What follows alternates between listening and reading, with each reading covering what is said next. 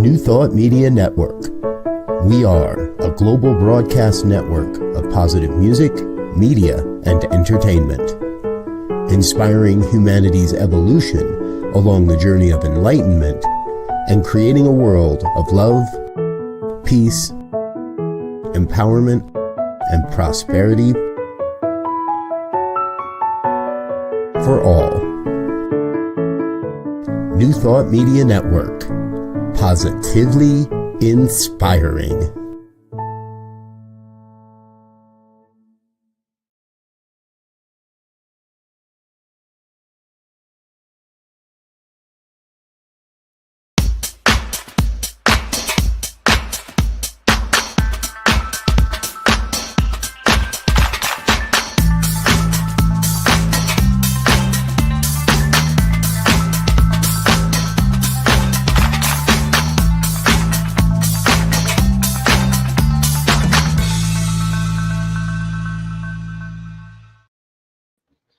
Why, hello there. It's me, yes, me, Bonnie Gonzalez, your doula for grief. I just want to welcome you and thank you for joining today. So for the next, maybe hour, close to an hour, why don't you make this time about you and for you?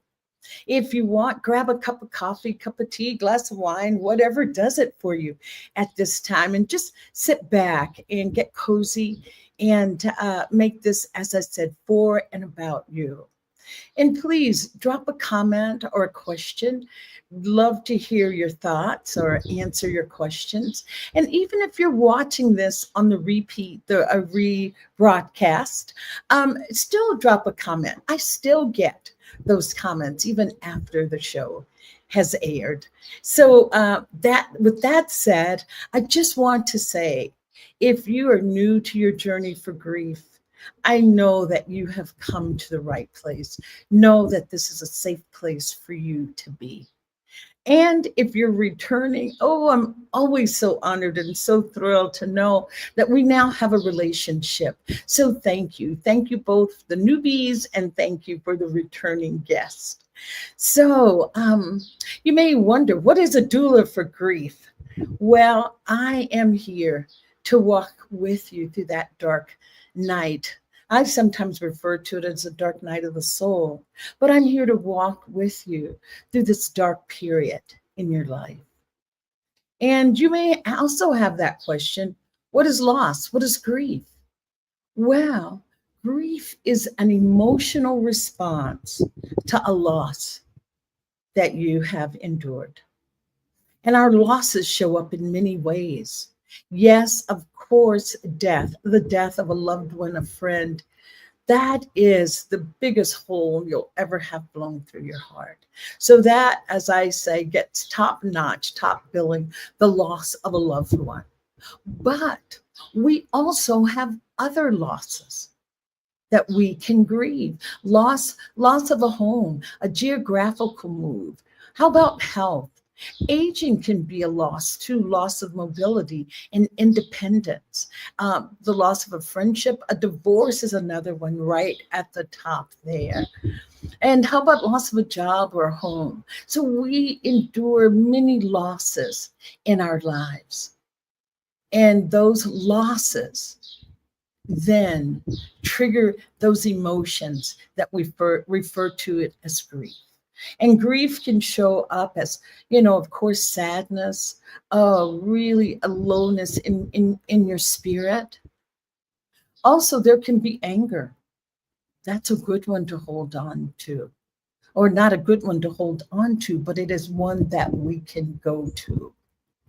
And also numbness, confusion. Those are all emotional responses to a loss. So know that, yes, you can be in grief, and it does not have to be around death. So with that, I just say, breathe it in, understand that loss and grief do go hand in hand. And what I want you to really take home today is that we cannot do grief alone. We are social creatures. Bell Hooks says it best when she says, We cannot heal in isolation. And grief can also be a communal experience where not just we alone are suffering, but our communities. More people are involved, and that gets into some of the different types of grief that we can experience. Collective grief. I know with a lot of people, with the state of the world right now, people are in grief. Their lives have changed tremendously in that anticipation, that anticipatory grief about what could happen or what will happen with so many different structures changing. So our lives are changing. So that can in turn put us into grief. So just a little bit about that, about loss and grief. And the reason that I'm here every week, the big reason that I'm here is to demystify grief, bring grief out of the shadows of our lives and right smack dab into the middle of our lives. Because grief is transformative. When you go through grief, you do come out on the other side as a better, I don't want to say that. You come out on the other side as a truly changed person. And my hope is that it is for the betterment and best for your highest and best good. So with that, I don't want to talk too much because I have a wonderful guest that I want to bring on and have her share her deep insights on loss and grief from the work that she's doing. She's a beautiful, bright light on the planet right now. And during these times, we need all the lights that we can have on the planet. It's the same as, you see a building at night and it's dark. One light comes on, another light comes on, maybe another whole floor lights up until the building is illuminated with light. I feel that that's what's happening on the planet right now, is that we're waking up, shining our lights one by one.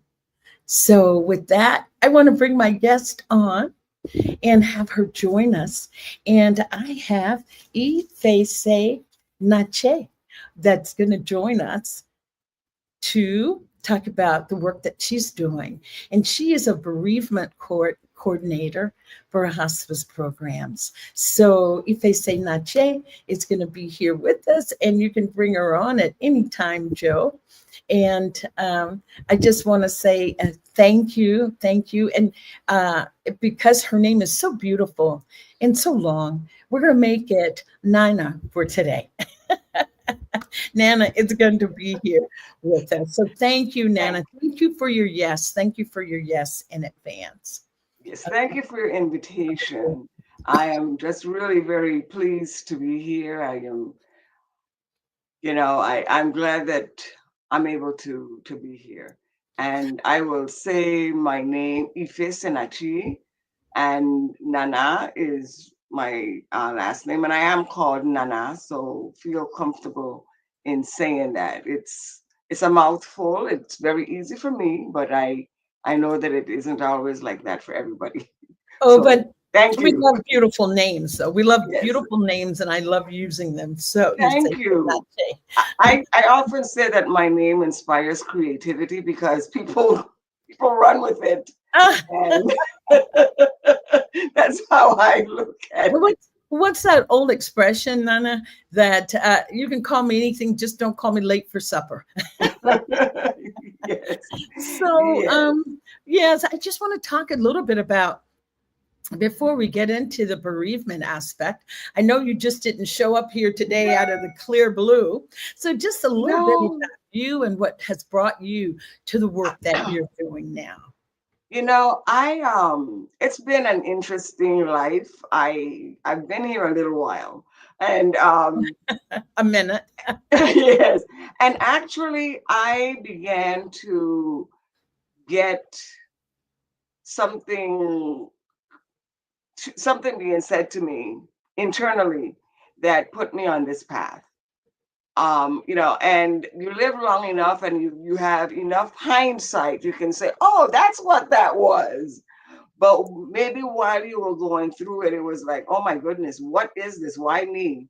So I've been through all of that, but I think that I can go back to one of the earliest experiences that I had at being 5 and falling out of a car and Oh, being dragged on the highway, because in those days you didn't have seatbelts in the car. And so my I was in goodness. kindergarten and we were driven to school in a car.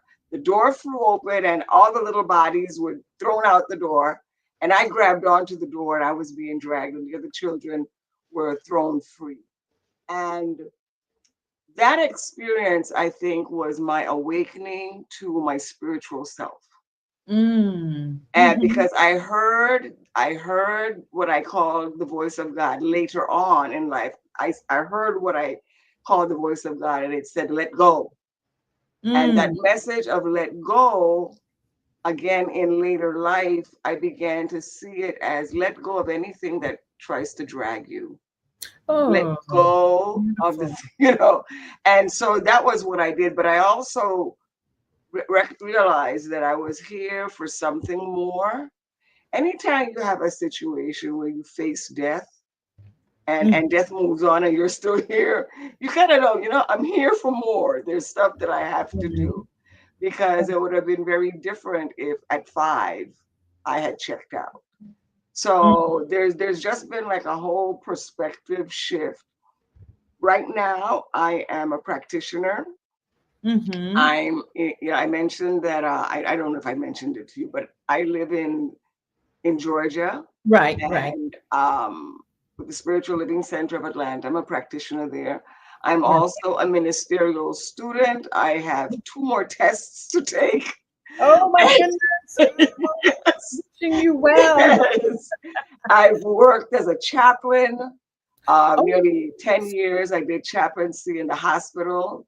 mm-hmm. And I think that Mm-hmm. that's a big reason why I'm in hospice now, um, and just working with people in Georgia after COVID.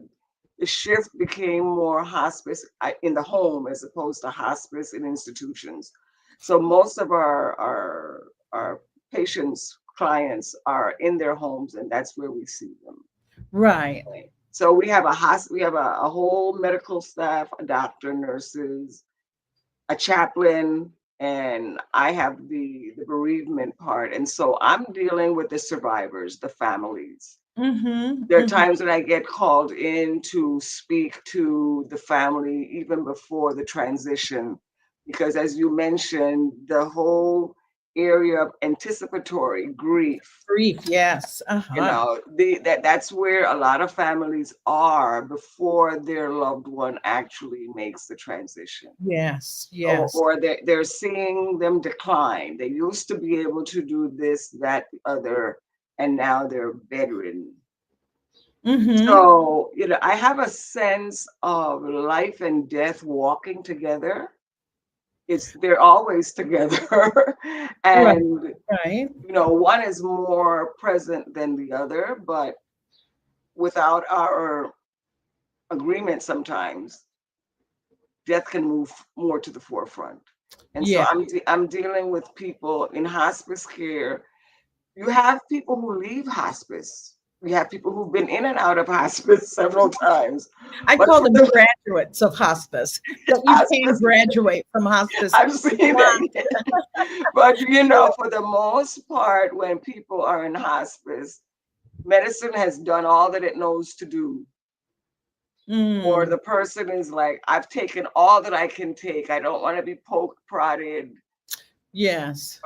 So these are people who they are making peace with Mm-hmm. what's left of life, what's left of their relationships, and they're moving on to another plane. you know Right. Yeah, and in the teaching, I have the initials RScP, just like you do. Yes. So we're practitioners. And Exactly. and as practitioners, we know that you don't just disappear, or you just don't leave the body and that's the end of you. And frequently in letters, when I send out, because I send out letters, I send out cards, I have conversations, I teach a class. It's a group setting the second Tuesday of the month, and it's not only for the family, and we call those survivors. It's for friends of the deceased. It's Right, for right. anybody who loved that person, because to the degree that we love, we're going to grieve to that degree as well. Yes, the You know? closeness and the relationship Yeah, determines how friends intense. are affected, neighbors are affected. Yes, yes, yes. It, There is a West African culture, Savon Fusome. She mhm. talks about that. She talks about uh, in West African culture that it's not like, oh, that family's in grief, but they say grief has found us because Us, exactly. it is Yes. the community. The community is Yeah, grief. You it's don't. it's wonderful that you mention her, because she is one of my favorite people as well. Her spirituality of relationship, and she discussed like some differences between Western and African societies surrounding grieving and dying, and they have ceremonies, they have rituals. And so we don't really have rituals in the West, but there are rituals that are part of the healing, the part Mm, of just getting all of that stuff out. People run around and shout, and here people are very put together, nicely packaged. Nobody says anything, and right. and that leads to a different type, a different response and reaction. So we have people who are in grieving conditions for years. Right, because Nana, just like you said, Western society does not have the ritual. Of course, we have the funeral. Now they've gotten away from even the word funeral. It's a celebration of life. It's a homegoing. As a society here in the West, we really have a hard time with just coming to terms with death. And I was going to say, I always thought death was the number one subject not talked about in our culture, but that's not a truth. Grief is the number one. Death is number two. So And here, sure, sure. And the thing about grief is the emotional response. And the society has a problem with emotions. And exactly. men and children are the ones that I've noticed are hit hardest. Women are allowed to be a little emotional. And you can, one of the ways that you deal with a woman who is too emotional, as if it's something horrible, like it's a Right, flaw, when in right. fact it is a friend, it is an outlet, it is a portal, it is life to It is have vital. emotions. Yes. And It's vital. there's so much that can go wrong when people don't acknowledge their feelings, Right. and they stuff them in. Mm-hmm. And and we do a terrible job with males, because that's the message that boys get, and they become the kinds of men that we see that can't cry, can't grieve. It's not that they won't, they can't, Well, because you it think was stuffed out of them at a very young age. and you think about too, when we talk about loss, we are not even taught how to deal with the loss. It's like, oh, don't be a sore loser. Get over, don't be a sore loser. It's like, what about, Yes. wow, you lost? That must really be hard, huh? How Yeah. are you feeling about that? And Yes. I want to say this too, and not to cut you off, but you were just talking about how women are allowed to have emotions. But with that said, there's a time limit. Because it's like, aren't you over that yet? You got to Yeah. keep going. You got to be strong for this person. You've got to do X, Y, and Z. So And yes, yeah. And there is no time limit on grief. It's going to show oh, up the way it's going to show up. It's going to, and I think that there's a part of us that we don't forget the person. And no, so unless you have reframed the experience of them transitioning, birthdays, anniversaries, those are hard hitting days for people who are still, I mean, years later, my mom's birthday or my brother's birthday or our anniversary, those things still trigger. Or what about, we have a big one coming up. We have Mother's Day coming up.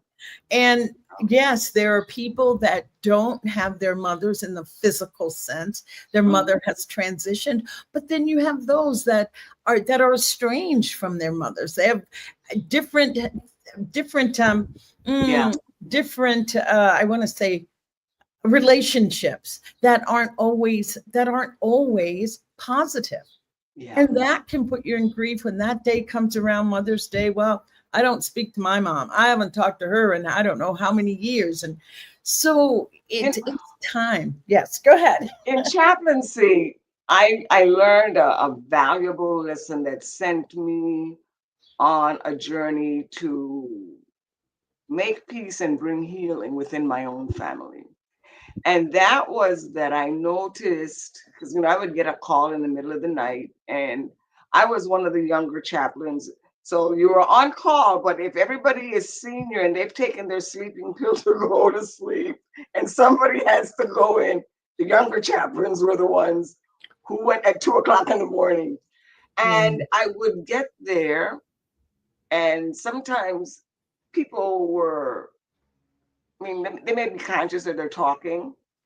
Nobody ever talked about a job, a car, money in the bank, fashion. People talked about love, forgiveness, okay? Yes. And over 10 years of hearing that, I said, something, I really need to pay attention to what is truly important in life. And our relationships, because we're social beings, we're born into a relationship, and we live in a relationship. So what kind of relationship do you want to have? So even for people who say, I don't have a relationship with my mother, for instance, that is a relationship. It is a no relationship. It's an estranged relationship, but it's still a relationship. We cannot be outside of relationship. So given that that's the milieu in which we have our being, then I choose to have it as healthy as possible. And, all of us have issues with our parents, but eventually, a couple of years ago, I had both of my parents alive. And it was a blessing to me because I was in my 60s with both of my parents. My father made his transition. My mother is still alive. And I have made the decision, the commitment to be at peace with her. She's not, she is who she is. And when she says and she does, fine. Just let it be. It's a journey to get to that stage. And a couple things I want to say, don't want to go too far back, but it's a journey to get to that stage. But that is one of the properties, the superpower of grief is healing. Being in grief, leaning into it, feeling is what leads to the healing. Leads to the healing of broken relationships, if we want to say that. And I just wanted to say, when you talked about the young chaplains going in and what people talked about wasn't about the money in the bank. I was listening to a podcast on grief just the other day, and I think it was David Kessler that was quoting Freud that said, when he was asked, would you rather counsel, that's a word, counsel rich people or poor people? And so he said rich people. And my first thought was like, yeah, they can pay the tab.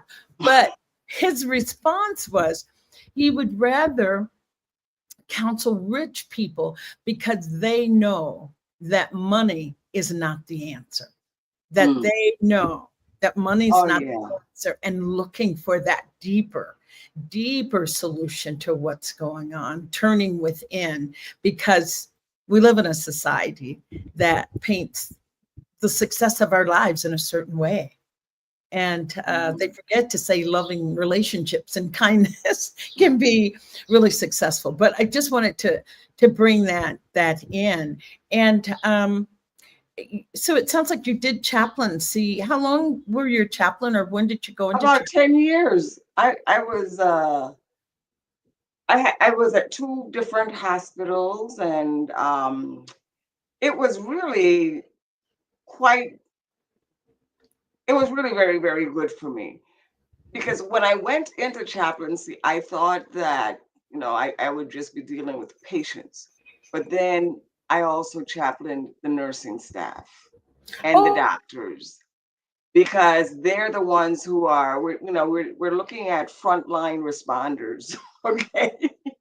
And they were the ones who took care of the people, and that too generates grief, because they build relationships with people, and they know that they may not make it through the night. Yes. And so there were times when I would show up and I would pray with the nursing staff. I remember one time I was with a person, and the doctor came in, and I said to the person, well, I'm going to leave so that you and the doctor can talk, and I'll be back. And the doctor said, no, don't leave, because your work is just as important as mine. And that was, that was like, oh, okay, we're in the hospital, so the doctor's work. But no, the work that we do as spiritual leaders and spiritual entities, it's kind of, I mentioned first responders. Yes, and I'm gonna I was a first responder also, and right. It's like, what do you do as a first responder? Yes, hold that thought, Nina. Hold that thought on first responder. I didn't say our theme, but I'm going to let Joe take us to a quick break and come back and repeat our theme. Okay? Wonderful. Okay, Wonderful. Joe, I'm just here. a little break. And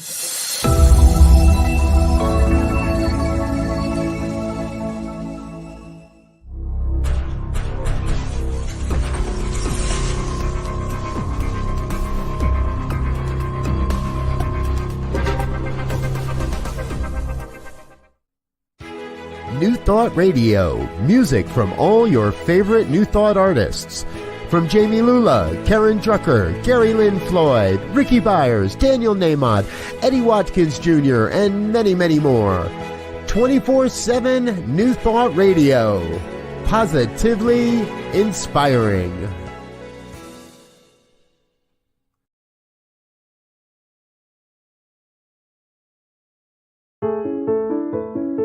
New Thought Media Network. We are a global broadcast network of positive music, media, and entertainment, inspiring humanity's evolution along the journey of enlightenment and creating a world of love, peace, empowerment, and prosperity for all.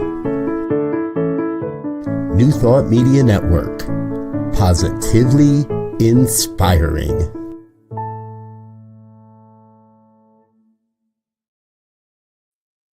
thank you so much. And we are back with my beautiful guest, Ifesinachi.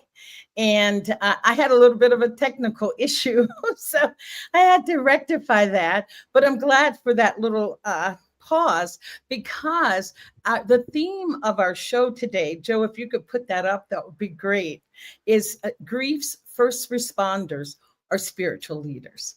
And that is the reason for the season. That's the reason for this program, because Nina is a first responder, as she mentioned before we had our break.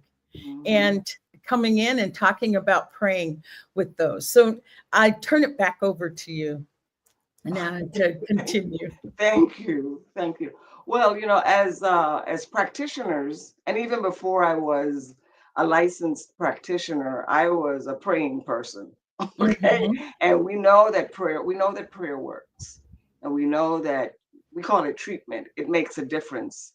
And you can treat for anything. And anything that is happening, there's a spiritual underflow that is supporting that. So all of that comes together in what I do and who I am and how I live my life. And I Mm-hmm. feel very blessed to, you know, I had jobs that were very good and fulfilling. Yeah. Well, they were good.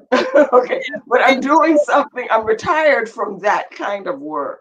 yes. And the work that I'm doing now is very, very fulfilling. Great. I want to acknowledge our guest. We have a viewer, Wayne, and Wayne is up in Calgary, Canada. And Oh, Wayne okay. tunes in to listen to us speak on grief. And Wayne just lost his mom at 86. I think it was in November. And if Wayne, if you're still there, I think I've asked you before, what is your mother's name? Would love to remember her by her name. So, and Wayne also said, what's the other one? Old seniors pass away. Yes, we all pass away. You don't even have to be old to pass away. That's true. It's very true. You don't have to be old to pass away. I So, never knew children could die until at 16. So, and I was shocked. I was shocked, you know. I mean, everybody I knew was older, because see, I have to be careful now. Because I'm one of the people I used to call old when I hey, Nana, I call myself the new old, the newly I old. I'm not you know Susan I do older not yet. do old. I don't take on old because my body is renewed every day. Every Yes. 90 days I get new blood cells. No, I can't be old then. I'm saging, you know, and it's a wonderful thing to be living long enough that you begin to get understanding and wisdom and, you know, just be able to be more compassionate and patient. I absolutely love all of that. Yes. And You know. Wayne did put his mother's name in, Phyllis Jeanette Baldwin. Well, Yeah. So we yes. remember her today. We'll dedicate this show to your mother, Phyllis Aw, Baldwin. yes. Well, And you know, I offer condolences on her leaving. yes, yes. You know. And so with our theme as spiritual first responders, and you talked about being that chaplain to go into in the middle of the night. Mm, how do you hold that? What's Nana doing when she is praying with people or being with them? How are you with You you know, during those times? I stay in the practice. Okay, I have a that's the only way that I can do it. I've got to do the practice. I've got to do the work. I've got to embody the principles of Mm-hmm. what I believe, and to know a higher good and a higher consciousness. But now Mm-hmm. keep in mind, I've had I have a brother who passed away in February. I have one who was 2 years before, a sister. So I've had my own, and Yeah. it's a little bit different when it is my direct family because of the relationship. But nonetheless, it is the same principle at work. So while I might fall down with my own stuff, with other people, I'm there to hold a space for them. Mm-hmm. And Mm-hmm. so in that case, I can be much more compassionate. I have to kind of talk to myself. Okay, be kind to yourself, but I Mm-hmm. can do it for others a lot more out of the training. You know, I've been trained, and as we all have, we've been well trained and well versed in matters of this vocation. We understand the principles. We understand how it's supposed to work. We don't necessarily know how it works, but although we say in an intellectual manner, yes, it's Mm-hmm. all done by spirit, but it Yeah. doesn't show up the way that you expected it Well, to show up. but I You know, was going to say this: we can have all the training in the world. I can read all the books in the world, but the caring has to come from within. I think the caring has to have been there. I mean, you either have it or I mean, anything is possible, but I think that if you have it and you know it, it's going to come across as more genuine and authentic. Mm-hmm. It And flows. people know when People you're know. sincere. People know. Mhm. You know when you're being heard. You know when you're being supported. Yes. And that's what people need in these situations, because we were speaking earlier, there's a lot that could be unresolved between the deceased and the family. Oh, yes. It's not And always.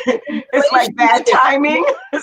Yes. It's like, oh, I need a little bit more time.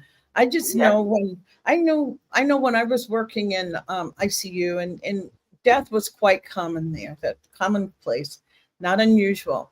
And I would notice the families that were just, oh, moaning and crying and saying it's okay to go, mom, it's okay to go, dad. They had that kind of relationship. Yeah. The ones that would say, do everything. Oh, no, do everything. Oh, a heart transplant, a liver, anything. Oh, keep them alive. They may get better. I feel, and I'm going to take it in the eye, that I feel like they're trying to buy time to rectify situations that maybe were not good. And not that it, could be with valid reasons, but it is there that they're trying to buy time. And I love Wayne's comment. He said, let me get back to you, Wayne. Oh, he says, do right by dear ones. So if you have your loved ones, try to take that into heart. Do right by dear ones. And the only way you can do right by those that you feel that may have justifiably wronged you, or that you are justified in the way you feel, is then turn it and heal within. Heal yourself, go within. Because once you can heal yourself, it becomes a lot easier to extend compassion and kindness maybe to those that want. I think that you're right. I mean, all of us have had some trauma of some sort. You live long enough, you will have experienced something. Mm-hmm. And I marvel, because my going within has been to listen to the small still voice. I couldn't do it. I couldn't do it. I didn't know, because I was too hurt. But in the treatment and the desire and the willingness to have love in my heart, in my, for all of life and creation, even when people, I stopped saying that people wronged me, because it's really misapplication of the law. That's really what it is. Misapplication of wrong. They applied wrong when it should have been they applied. We have to reframe these things, okay? So they served you the wrong drink. Yes. Okay. And I don't have to let that define me. I don't have to let what happened define who I am. Mm-hmm. And I look forward to the healing, even in the midst of not knowing how to handle things. I know that I will be healed, and I look forward to that day. I truly am a champion of the transformative spirit. That's who we are. Yes, that is who we are. Yes. There was a time when I thought, and I spoke of my childhood, I was a victim. And I said, I'm a victim of. And then I became a survivor of, And then one day it was like, no, I transcended. That's beautiful. Transcended it. Yes. And so I look for the transcendence within myself, and even we had Easter, resurrection power. We rise above. We don't have to stay in those places and just be beaten down and because that's not who we are. We have a spirit of power. Yes. There was something, Nana, that you said in the beginning when you were talking about being that little girl thrown out of the car and holding on to the door. Yes. And I just want to read this, because this just, holding on to difficult relationships. There's this Mm-hmm. quote, I don't know who it's by, so I can't give them credit, but I will read it. It says, in the end, only three things matter: how much you loved, how gently you lived, and how gracefully you let go of things not meant for you. Oh, let me say that is beautiful. Yeah. So, Yeah, yeah. I got this vision, and sometimes I do. I mean, I'm just kind of in my contemplation, and we're very quick to claim blessings, and typically we claim blessings as things that we get. But mhm. the blessing is also what you didn't get, what you were Oh, spared, the blessing that you didn't go, what you prayed what you for, were thought you needed, spared. And I and you and got it maybe. I never considered that and it was like, no, there are things that I did not get, and I need to be glad I didn't get them. That's a blessing as well, Hmm. and just to have a willingness to trust. I mean, there is a higher in my life. Let me put it this way: there Yeah. is a higher source, energy, being from whom my life flows, and I know that it is that I have access to it and I can use it for good, and it is Mm, good. that is You know, I beautiful. Yeah. I so that's really where I live. I remember I had this job and I was working by contract, and they would say, "Oh, it's going to be for 2 years," and 2 weeks later they say, "Well, we got to let everybody go." Oh, there's no such thing as security when it comes to jobs. Hey, someone told me this, that if you want security, then you need to go to prison. That's the only place. Oh my gosh! Well, What a price! What a that's price! just to put it in perspective. If security is what you're looking If for, what you're looking for, yeah, if okay, they'll that's make what sure you're you're looking there. for. Yeah. So And we yeah. were all called in one by one, and Oh. when I went in and they told me that I was being let go, the management was in tears. Oh, you're gonna let you go, and I said, "Oh, that's wonderful." Everybody stopped and looked. They looked at me and they were like, "Do you understand what we said?" Oh, yeah, I said, did you hear us? "Yeah." I said, "Yes, I speak English well. I know what you said." Yes, I don't have a job. Okay, so they were like, "Well, we don't understand." I said, "Well, I this is the way I live.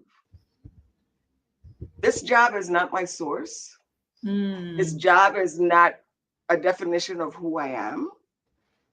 And there are other jobs. And when the time is right, I'll be working again." So wow. I went home, and my son said, "Mom, could you help us?"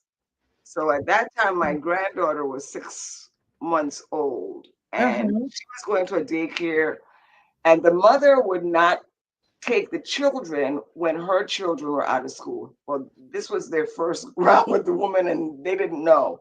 So their daughter would not be able to go to daycare because Uh-huh. the daycare mother's children were out of school and they didn't have a daycare. I said, bring her. Uh-huh. And she stayed with me for 6 weeks. Now, had I Mm. been working, you see, Oh, I see what you're, and yes. so there's always something. And the thing that what works for me is I I I look at it, okay, so what lesson is trying to come my way? Or if this is showing up this way, there's got to be something better. There's got to be something else. And so I wasn't always like this because I was a worrier as a child. I Mm-hmm. think that in my childhood, I worried enough for 5 lifetimes. And so I Wow. spend enough time, I don't spend too much time worried at this point because I've had the experience of having spirit fill my needs, show up and Yes. be my comfort. And so those are the areas that I turn to. That's the area from which I Mm-hmm. pray. And I know, we say this as practitioners, if it's true for me, it's true for anyone else. Yes. Yes. They Yes. may not see it or the consciousness, to the degree of their consciousness, but it's true for them also. And Yes. I think that that's the beauty of being a practitioner. A lot of times when things happen in people's lives, and they look for practitioners. You know, Yes, I have people who call. This right. and da da da da da, and okay, well, this is what I know.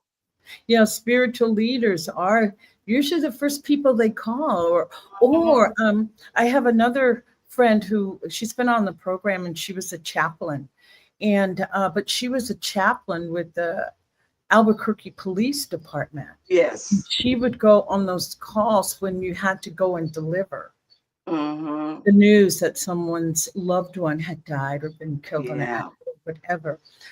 You know, But the what first responders are everywhere. I mean, in the right, prisons, in the hospitals, on the job, on the college campuses. right, right, You know, right. we are wherever life is going on. Right. And the point I wanted to make with that, you think about the police department. At least the police department knows that there is a spiritual component to all of us. And that's why they have a chaplain. They know. And she just, would tell me, she told me some stories about some of the calls. And so that's why I know that first responders for what quote unquote could be the darkest night of the darkest day, the worst news someone could have Yes. received, that you're Yes. there to support them. You And know, and I want to ask you too, because we're getting close to time, I want to ask, as a spiritual first responder, how do you take care of you? Nana, how do you take care of you? I have to take care of me. You know, I use the analogy of flying on the airplane. In case of an emergency, the oxygen mask is going to drop down, put it over your face, then help other people. And so that's one of those things. I set time aside. I have even, I've made prayer and meditation a daily practice. Mhm. But I also I dance. Oh, yes, I I know that. Yes, Yes, beautiful. I Yeah. teach dance and I dance. Yes. I sew, and those are things that I write. I write poetry. I have I have a series of stories that are making their way through, but right now the writing I'm doing is a ministerial school. So the Oh, well, stories, you're busy. Yes, you're busy doing your next for your next invention of yourself, yes, preparing for and so that.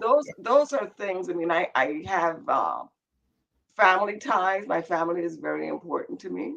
I Mm-hmm. mentioned a granddaughter. I have two grandchildren. Yes. I have two adult offsprings, Wow. and I have my mom. I have my siblings, and family is really big. I have the community at the center. I had an experience that kind of reinforced something that we had spoken about earlier. So there was a woman at the center from New Orleans, and she she loved me. Okay, she really, I mean, she was a big supporter, a big fan. She believed in me the whole bit. And I was speaking to her one day, and I said, "Oh, my birthday is coming up." And she said, "Are you going to have a birthday party?" I said, "No, I'm going to wait until What? the next." That's exactly what she said. I was like, "The next decade starts." Oh, what? She said, "Why?" Well, I said, "It's only in 3 years." She says, "But you don't know." And I said, "You're right." She said, "Okay, I'll have a birthday party for you, New Orleans style." Oh, wow. I'm coming. When is it? Or is it Well, over? no, this was past. Ah. I didn't know what a New Orleans birthday was. So this is what it is. You know how in most of the Western ceremonies, I guess outside of New Orleans, you talk about the person has moved on and everybody gets up and talks about them. They never said those things to that person. That person now cannot hear, but you're up there Yes. and there are all of these wonderful things. In a New Orleans birthday, I sat in a chair in the room and I was not allowed to speak. They put a box of Kleenex next to me if I needed it. Mm. And people came up and they spoke of me as if I weren't here. And I Wow. was moved to tears. I bet you were. Yeah. I did not know that I mattered or I touched people's lives You made in that that kind of way. impact in people's lives. And it made a big difference in how I just, sometimes you just do things and you're not looking for a thank you. You're not looking, and I got my roses that day. And I was like, Yes. no, it matters that I'm here. Mm-hmm.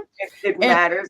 And so to keep myself in good health so that I can continue to give, I can continue, I want to empower people to live their best lives. Yes. I've mentioned that when I finish ministerial school, I plan to move to Africa. Yes, I know you've got plans on your agenda. Okay. I plan.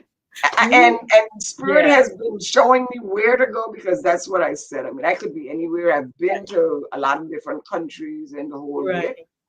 I want to bring a comment in from Wayne, because we are getting to time. The comment, Joe, is world peace. Wayne said world peace. Yes. And I would like to add what I feel is world peace. And world peace is each one of us individually being at peace. If we're at peace within, then we can have peace without. Yes. So I just thank you for that, Wayne, for saying that. And Nana, you're going to have to come back, because I'll say one last thing. You know how we speak of good peace on earth, goodwill towards man? We need to turn it around. Goodwill towards man will bring peace on earth. Oh, beautiful, beautiful. So we got to flip that around. Right. Well, like I said, we're at time, and there's a couple things I want to do. And before I do any of those housekeeping things, Joe, I want to ask Nana, where can we find you? What are you doing? Are you offering any classes, workshops that we can attend? Maybe your email if people are interested. Yes, I will. I can be reached. I put up the email. I can be reached by email. Yeah, and I thought I had put your email. Do you need me to put it back in the box quickly? Yeah, why don't you put it there, and then Joe will bring that up. And as Joe is doing that, as you're doing that, Nana, I just want to say that CSL, Centers for Spiritual Living, is having their annual Convention of the Americas. It's going to be right here in Chapala, Mexico. And the dates are July 22nd through the 26th, I believe. Joe, can you just show that video as Nana's putting in her information? Can you show the video for the Convention of the Americas?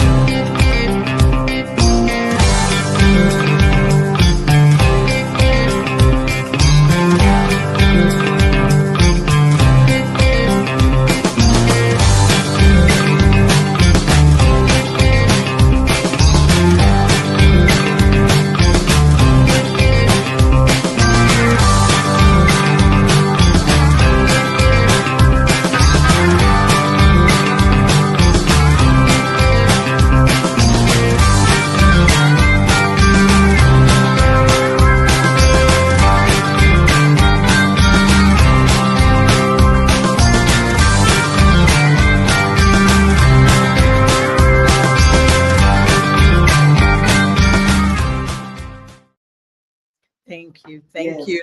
And I would love it if you could come to Chapala, and I would just invite everyone, just go to csl.org and you can get more information, get registered, get signed up. And Nina has put in her email address there. So email her to find out more, or just to contact her. I know she said she's offering the bereavement classes. And so send an email so that she can get in touch with you. And it's community based, so you don't even have to have been through our hospice to attend the classes. Yes. If you have something that you need to just talk about, get off your chest, or a perspective, just go ahead and contact me.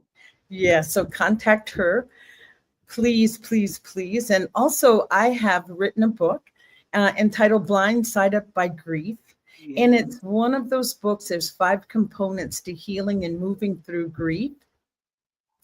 And it's one of those that you could pick it up and read a chapter, put it down, pick it up again to read what chapter applies or what you have questions about.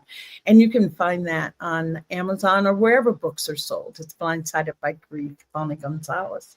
So I am just super excited to know that your doula for grief can now be in the home with you. Yes. So, and Nina, congratulations. Thank you. Yes. Thank you. Thank you. I am sure that this program has been timely for someone in need. We both are those first responders, and just it's an honor to sit with people. Mm-hmm. It is an honor to have a gift that you're able to hold someone else's sorrow as well. Yeah. And so with that, I just want you to do this as I offer you every week. Once we're off the air, I just want you to go to the mirror. And I want you to just look yourself in the eye and just say, what do I need today? What do I need today? And whatever comes up, honor that, because you are so worthy of healing your grief. So thank you, and namaste, and so it is. So motivated. So it is. I'll see you next time. All righty. Thank you. Thank you, everyone.